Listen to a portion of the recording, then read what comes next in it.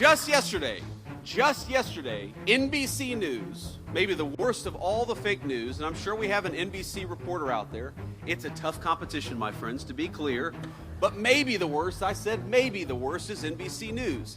And they said that immigration enforcement, you know what they said? That immigration enforcement had detained a 5-year-old autistic girl in order to get to that girl's father. Turned out that story was a complete fabrication. It was a complete dishonest lie. But when you go around and lie about our law enforcement and you tell them that they're mistreating 5-year-old girls, what do you think is going to happen?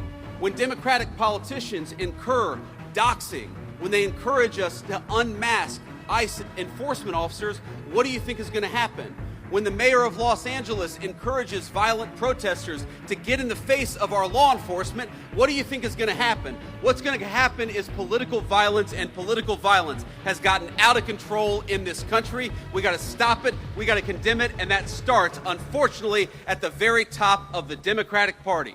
If you want to stop political violence, stop attacking our law enforcement as the Gestapo. If you want to stop political violence, stop telling your supporters that everybody who disagrees with you is a Nazi. If you want to stop political violence, look in the mirror. That's the way that we stop political violence in this country, and we've got to do it.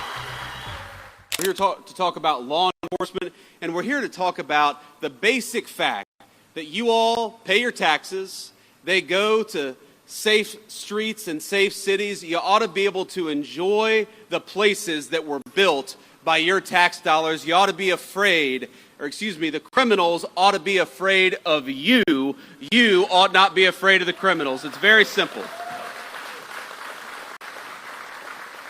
And I think for too long in this country, we actually took the exact wrong approach. We told people that if you were walking down a city street and there was a crazy person over there yelling and screaming at your kids, you ought to walk to the other side of the street rather than possibly be accosted by a violent person. Well, you know what I think? I think that if a person is being violent and threatening to young children and young families, they ought to send their asses to prison instead of telling people that they got to cross the other side of the street. Now, and Ted is going to be mad at me. Ted is a good Christian man. He does not cuss. So, Ted, forgive me if I get a little fired up sometimes when I'm talking about this. Look, I've gotten in arguments with people before. You know, a couple years ago, I took my family to New York City. This was when I was in the United States Senate. We spent a few days there. It was a wonderful trip in a lot of ways. But, you know, every time we went to the subway, I'd have one of my kids grabbing onto my leg or afraid because there was a crazy person yelling, hollering, and screaming at a 3-year-old little kid. Why do we live like this? Why do we accept this in our communities? And the answer is because of bad political leadership. We have accepted for too long this idea that we ought to give over our streets to criminals and to vagrants and to people who are screaming at us instead of taking back our streets with our incredible law enforcement.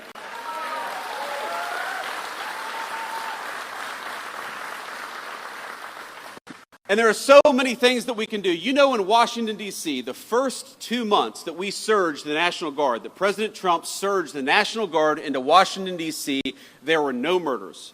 Not a single murder for 2 weeks in the streets of Washington, D.C. And you know, we have all these world leaders who come. And we'll tell them, you know, we haven't had a murder in Washington, D.C. in 2 weeks. And these world leaders will look at us and say, is that supposed to impress us? Like, that doesn't sound very good. But, you know, to Washington, D.C., which averaged last year a violent murder every other day, 2 weeks without a murder was a hell of a track record.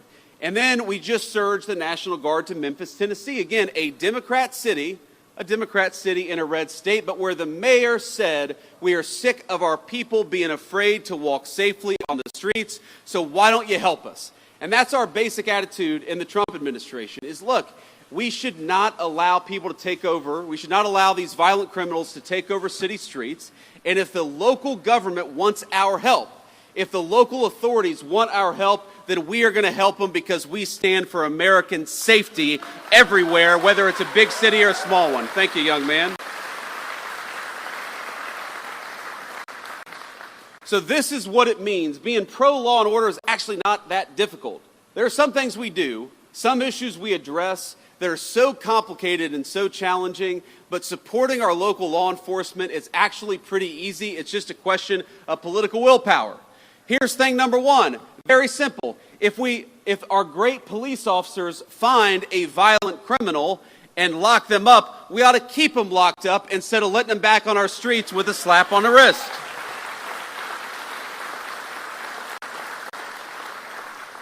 That means we want to give our police officers the very best equipment and the very best protection anywhere in the world. We want you guys to have the very best, and we're going to fight every single day to make sure that they have it. It means punishing state and local jurisdictions that restrict your ability to do police work. They just want to do their jobs. They ought to be allowed to do it. And it means pursuing enhanced sentences for violent criminals, like the violent criminal who murdered that poor innocent girl in Charlotte, North Carolina just a couple of months ago. And I want to talk about her for a second because I think, we got a beautiful baby over there. How you doing, ma'am? Yeah, I would like to. How old is she? 6 months old. Beautiful. Thank you. Thank you for bringing her. We want law and order for her above all else, right? That's why we're doing what we do.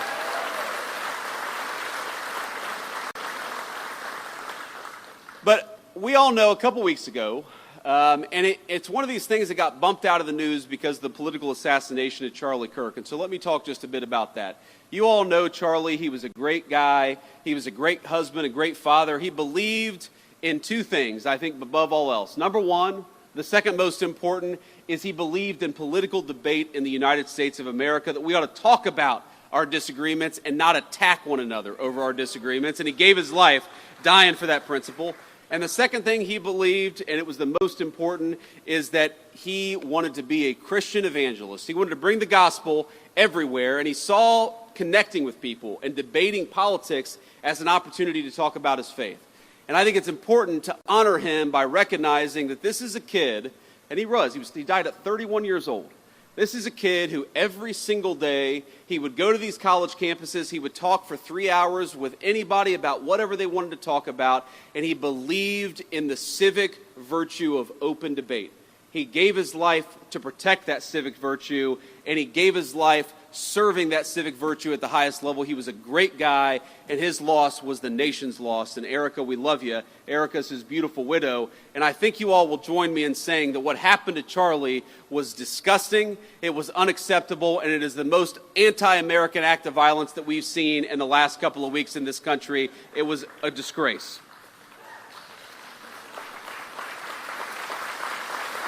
But thank you all.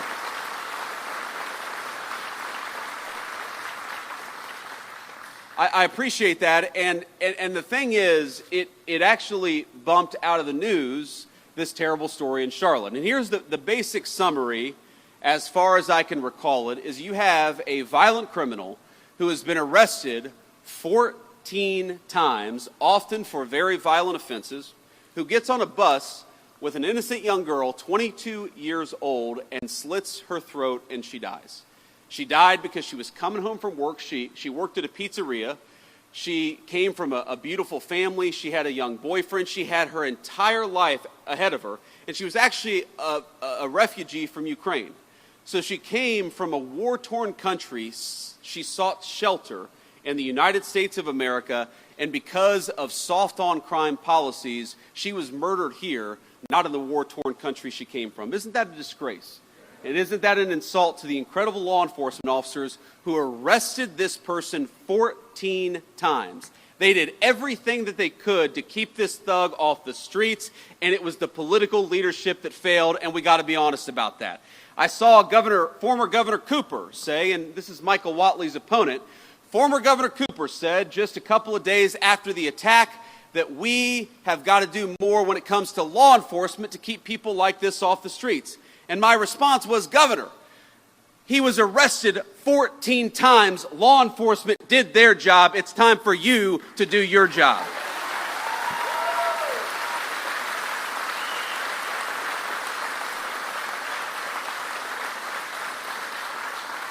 And it's so amazing to me, political Democrats, I don't think it's all Democrats, I actually think most Democrats want what most Republicans want, which is safety in their communities, but they always manage to turn issues of crime into a distraction about race. They always try to say that law enforcement, locking violent criminals up, is inherently racist, and I gotta be honest with you, that's an insult to white people, it's an insult to black people too, because all of us just want to live safely in our communities. It doesn't make an ounce of sense to me.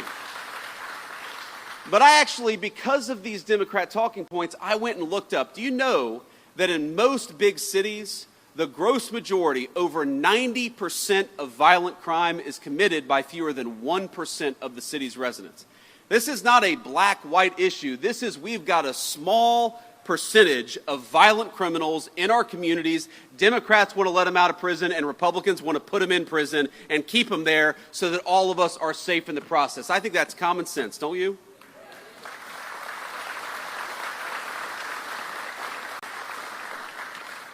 So I also got to talk a little bit about another law and order problem. I said Charlie Kirk's assassination was the most political and disgusting violence that we've had in this country in the last couple of weeks. And that was true maybe until this morning, because I don't know if you all have followed the news, and we're still learning a little bit about it.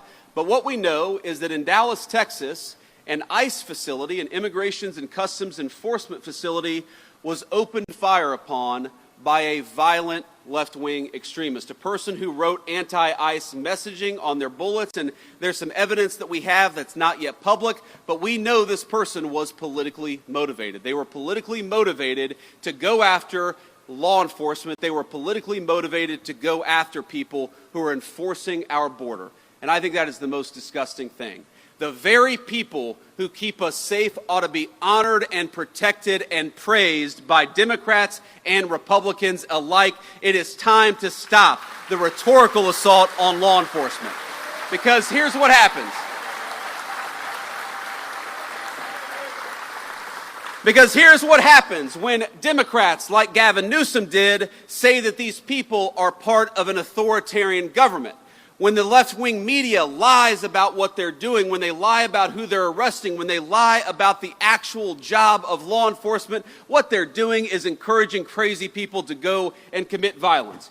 You don't have to agree with my immigration policies. You don't have to agree with Donald Trump's immigration policies. But if your political rhetoric encourages violence against our law enforcement, you can go straight to hell, and you have no place in the political conversation of the United States of America.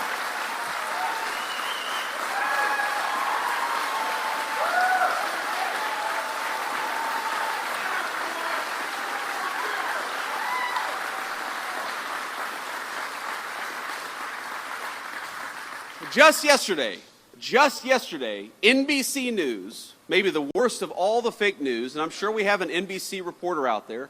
It's a tough competition, my friends, to be clear. But maybe the worst, I said maybe the worst, is NBC News.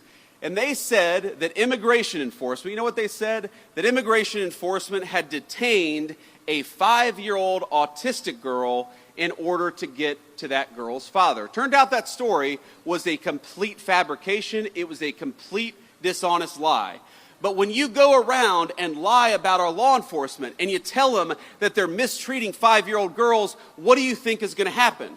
When Democratic politicians incur doxing, when they encourage us to unmask ICE enforcement officers, what do you think is going to happen? When the mayor of Los Angeles encourages violent protesters to get in the face of our law enforcement, what do you think is going to happen? What's going to happen is political violence, and political violence has gotten out of control in this country. We got to stop it. We got to condemn it, and that starts, unfortunately, at the very top of the Democratic Party. If you want to stop political violence, stop attacking our law enforcement as the Gestapo. If you want to stop political violence, stop telling your supporters that everybody who disagrees with you is a Nazi. If you want to stop political violence, look in the mirror. That's the way that we stop political violence in this country, and we've got to do it.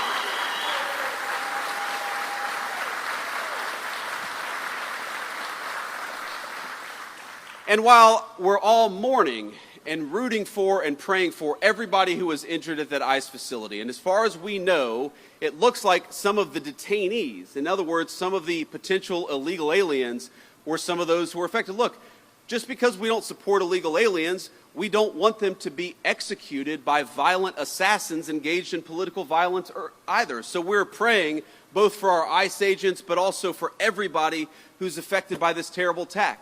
But that was an ICE facility. And as these guys behind me know, and a few of our police officers know, police officers writ large face too many threats of violence all across the United States of America. And we know where it started. We all remember the summer of 2020 when all of these violent protesters were encouraged to treat police as the enemy instead of as the solution. You'd take 1,000 police officers, you'd find one person who didn't do something perfect and use that one guy to tarnish the other 999 police officers. Well, I would like everybody, whether a Democrat, a Republican, or an independent, especially those in political leadership, can we all just agree that our police officers are heroes, that they are public servants, and that the first and most important step of keeping all of us safe is to keep our police officers safe, because they are the thin blue line between civilization and chaos. Thank you all.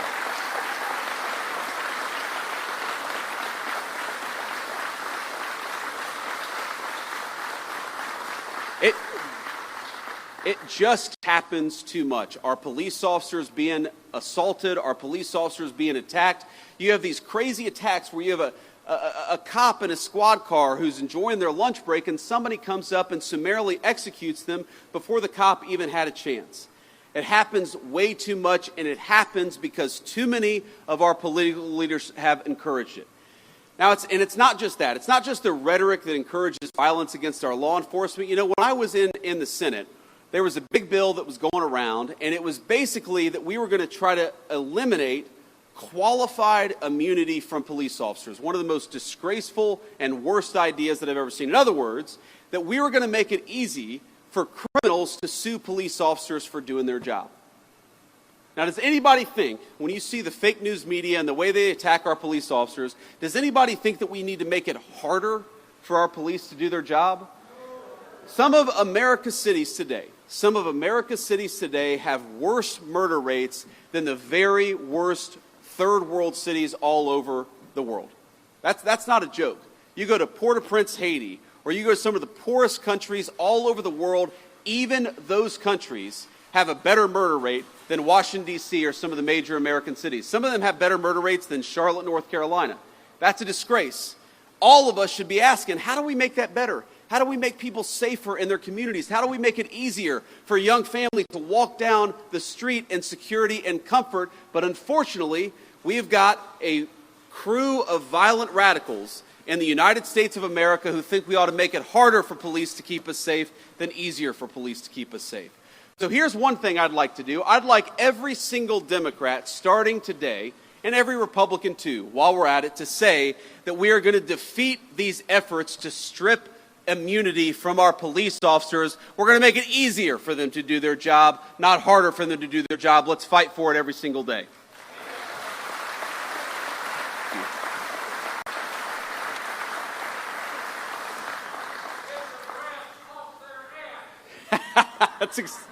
That's exactly right, sir. That's exactly right. You can say that, but I can't. I've hit my quotient for cuss words today. I don't want Ted Budd to disown me, so I'm not going to say that, but we can run the clip back later. But let me just leave you with one final thought here.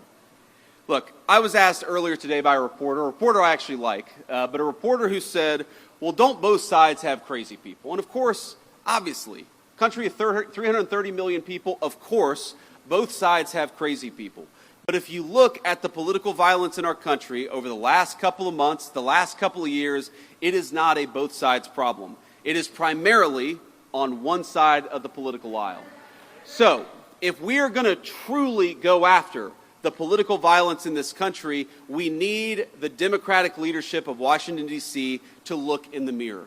We need them to renounce all political violence. When a poor kid like Charlie Kirk is gunned down in cold blood, we need them to start with condemning the violence instead of condemning something that Charlie Kirk said that they disagreed with. When you have an entire network of left-wing organizations that encourage, that promote, and that apologize for violence, you know what you're going to get out of it? You're going to get political violence. So here's my sacred obligation to you, to all the law enforcement, but every person, whether they wear a uniform or not. Over the next couple of years, the Trump administration is going to do everything that we can to dismantle the networks, to destroy the funding, and to make it harder for people to kill one another just because they disagree with what somebody says. That is what we're going to do. We're going to fight for it.